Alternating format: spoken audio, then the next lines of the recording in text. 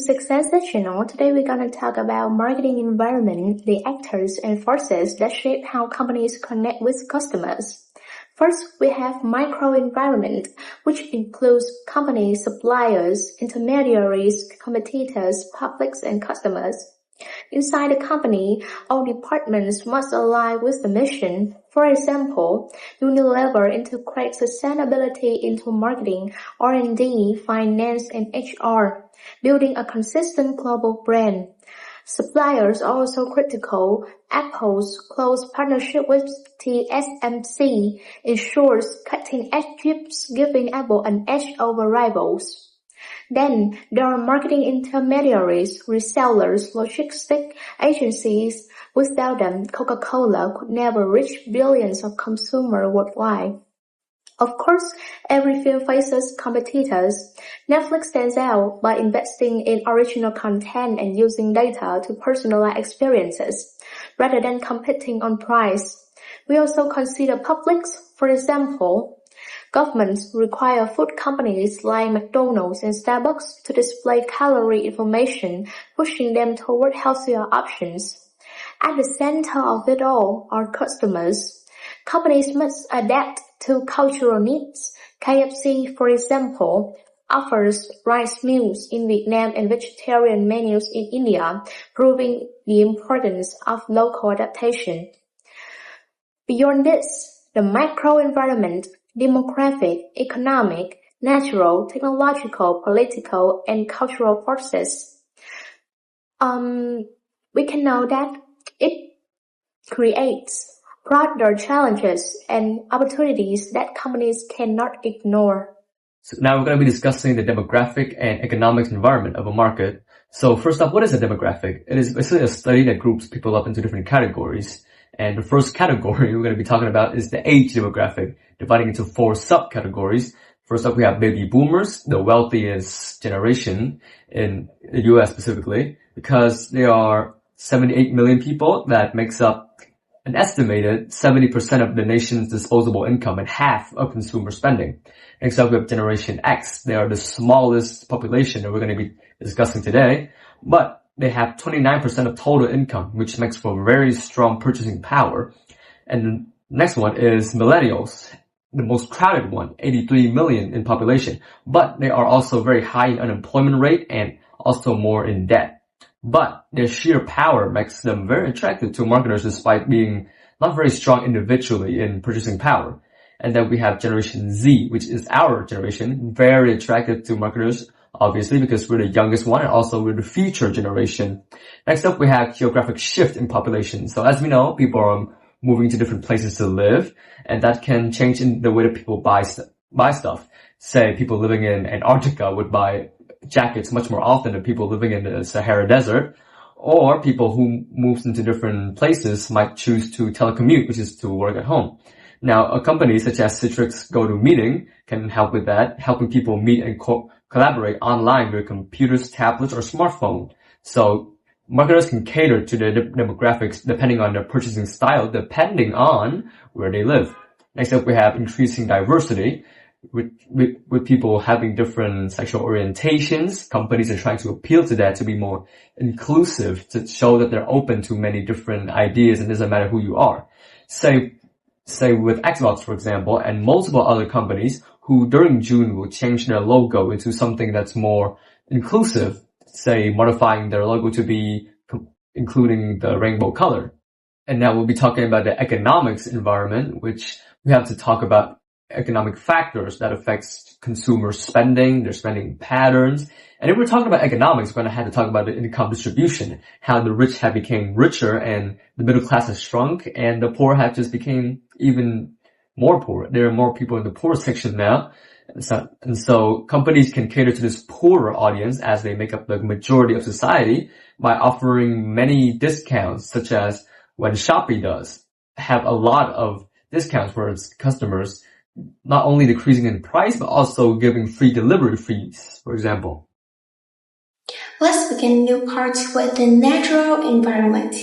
This environment involves physical environment and natural resources that are needed by marketers and are affected by the marketing activities. Businesses today face shortages of raw materials like oil and various minerals, while pollution from plastics and packaging materials keep rising. In response, government steps up with stricter management to encourage sustainability. A great example is Innisfree empty bottle recycling campaign. Customers return empty bottle to the stores for recycling, and the result is 30 million bottles have been collected since launch. Next, the technological environment, the most dramatic force shaping today's marketplace. Rapid technological advances are creating new products, new markets, and countless opportunities. However, these trends accelerate the pace of changing, making products become outdated quickly. An issue in this environment is the growing scrutiny over privacy and data. Another trend is that many firms decided to adopt RFID technology like Zara's tags to track inventory in real time, keep products available, speed up distribution, and reinforce the brands as fast as trending. Moving on to the political and social environment. This includes laws, government agencies, and pressure groups that affect organizations and individuals. Today, there are more laws and tighter legislation protecting companies, consumers, and society. There is also a growing emphasis on ethics, socially responsible actions, and cause-related marketing. For instance, Lifebuoy's Have a Child Reach 5 campaign promotes handwashing as a way to save children's lives, combining themselves with social responsibility while still promoting their products. The last environment, cultural environment. Culture shapes people's value, perceptions, preferences, and behaviors. Core beliefs like family or freedom are stable, while secondary values such as views of himself, others, organizations, society, nature, and the universe can shift. Think of Burger King's slogan, "Have it your way," which taps directly into that cultural value. Hi guys, this is 3.5 and I will show you 3 major views on responding. Firstly, I would mention uncontrollable, as environmental forces like economic shifts, government policies, social strains, competitions, etc. are things business cannot influence, so the best they can do is to adapt and adjust to these changes. However, this view can make firms less innovative as they are always following rather than leading the market. Moreover, about proactive responding, companies don't just wait to change, they take deliberate, aggressive actions to shape the environment in their favor.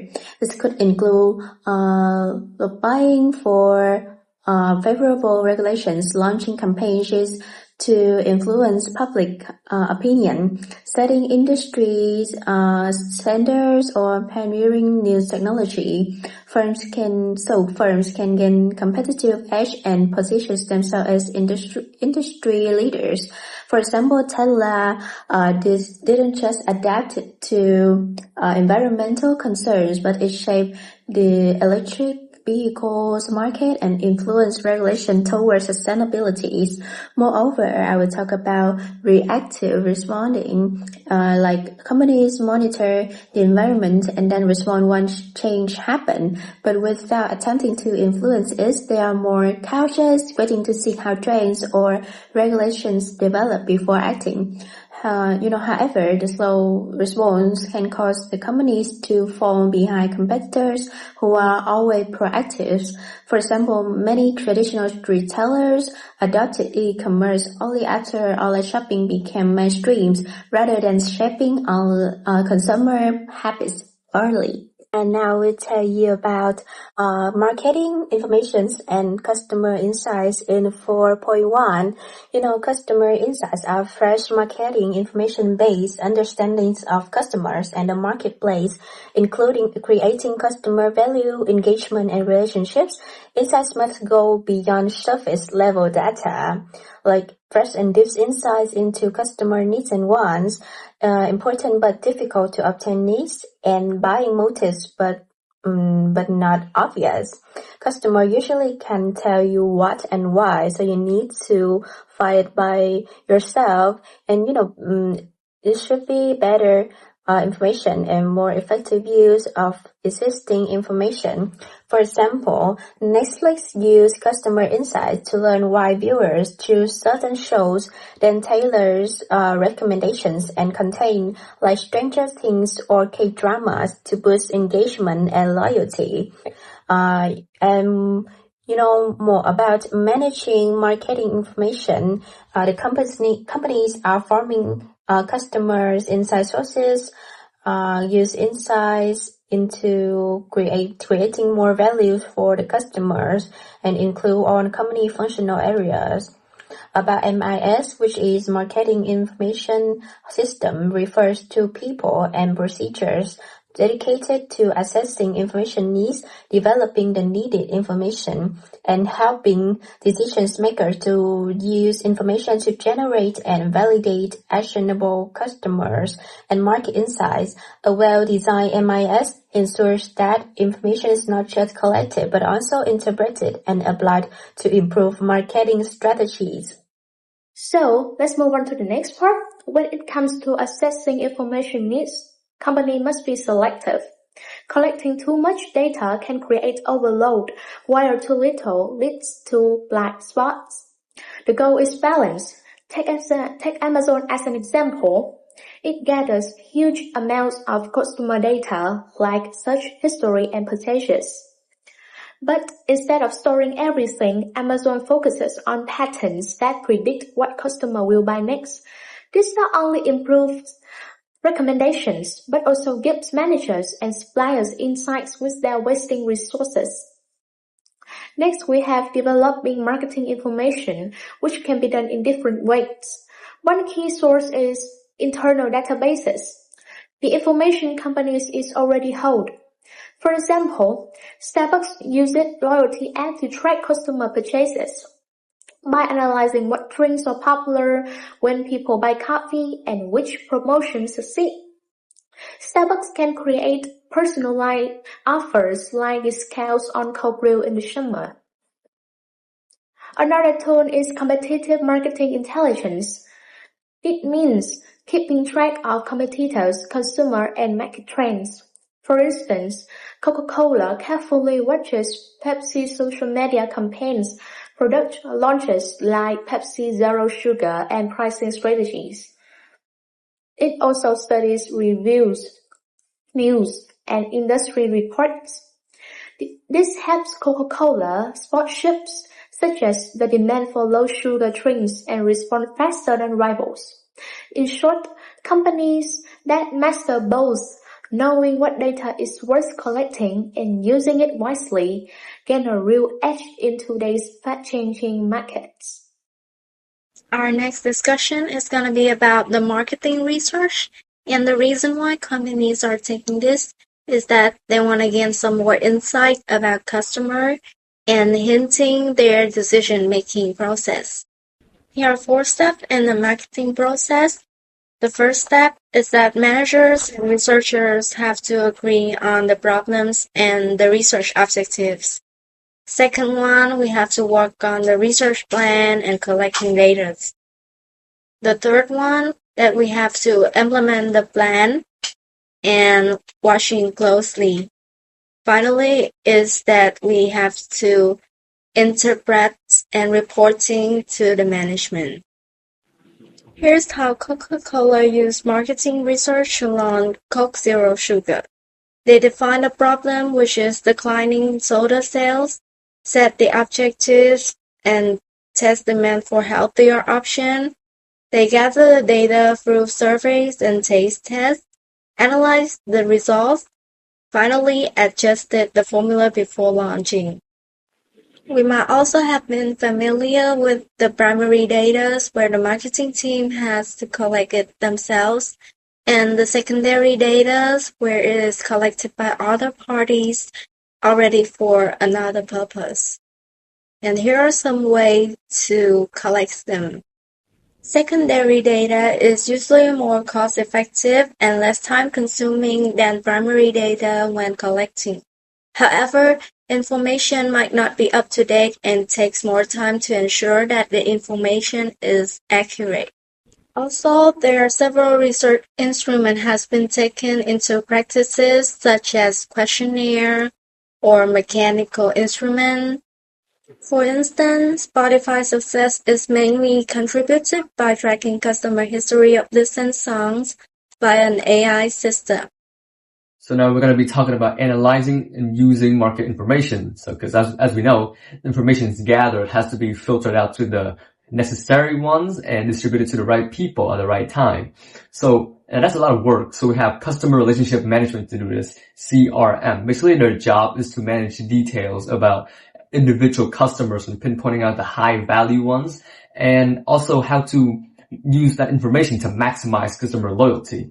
Next up, we have big data and market analytics, which their job is basically to filter the information, to look at the right data that gives information about a customer while discarding the irrelevant rest, acting like a filter. And lastly, we have distributing and using the market information. Now, there are two scenarios for this type of data distribution.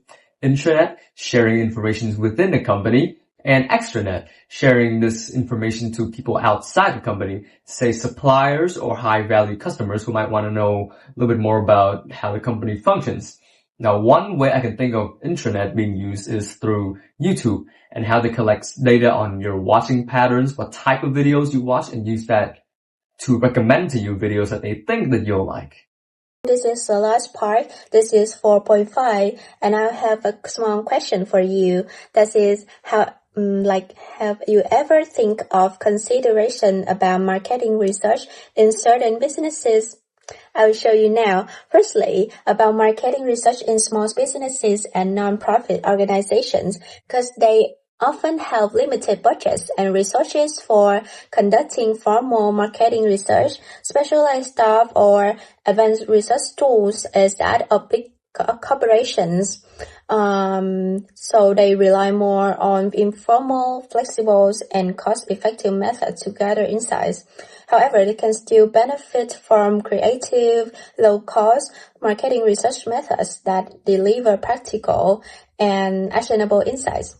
Moreover, about international market research, we should have take into consideration the cultural differences, because about consumer behaviors, values is really different. For example, color, symbols, or even product names may carry different meanings or in different cultures. So it is really challenging, Moreover, about language and communication barriers, because, miscommunication can lead to misleading research finding. And about cost complexity too. The last one is about public policy and ethics. Firstly, you should focus on customer privacy and learn the lessons from Facebook, because millions of Facebook users' data were collected without consent and used for political advertising, and it's raised global concerns over how tech companies handle user privacy. And about misuse of research findings, about Coca-Cola Company, which is a soft drink company, funds a study that proves sugary drinks are not linked to obesity. However, when it is exposed, the companies face backlash for misusing research to manipulate public opinion.